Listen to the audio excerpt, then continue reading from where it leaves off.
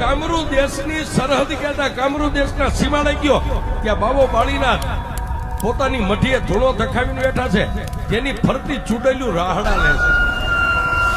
ત્યાં મેલડીની પાસે કેટલા દાગીના પડ્યા, આપણી પાસે ઘરેણા હોય ને એમાં બધા રહ્યા ને, એ મેલડીના દાગીના છે. ફરતી એ ચૂડેલું રાહડા લે અને કાનિયો જોગી આમ જોઈ ગયો અને કંડિયો આમ હતો ને સાહેબ, મોઢું આમ બાજુમાં લઈ જઈને કીધું માં એ બાબા બાળીનાથની સામે મઢી અને ફરતી ચૂડેલું રાહડા લે. અને તેથી કાનિયા જોગીને માતા મેરડીએ કીધું કાનિયા થડકતો નહીં, બીતો નહીં,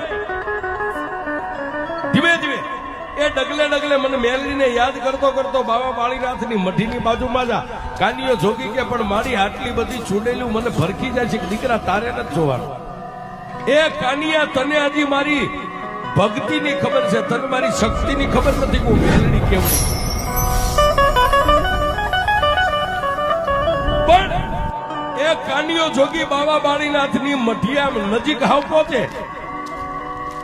ચૂડેલું રાહડા રમતી એક બાજુ ઉભી રહી અને એક ચૂડેલ એટલું બોલી કે એ કાળા માથાના માનવી ક્યાંથી આવ્યો, ક્યાં જવું છે?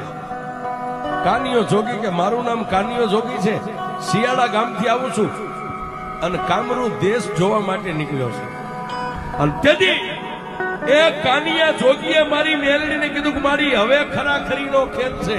અને તેથી માતા મેલડી એટલું બોલી કાનિયા એક હાથે કંડિયો પકડ અને એક હાથે નીચે નમીને હાથમાં એક મુઠ્ઠી ધૂળ આમ ભરી મારી મેલડીનું નામ ચૂડેલનું જે ટોળું ઊભું ને એની સામે જય મેલડી કરીને આમ ધૂળનો ઘા કર, તારા હાથમાંથી ધૂળ છૂટે અને તો બધી ચૂડેલું ને એ સીમાડાની માથે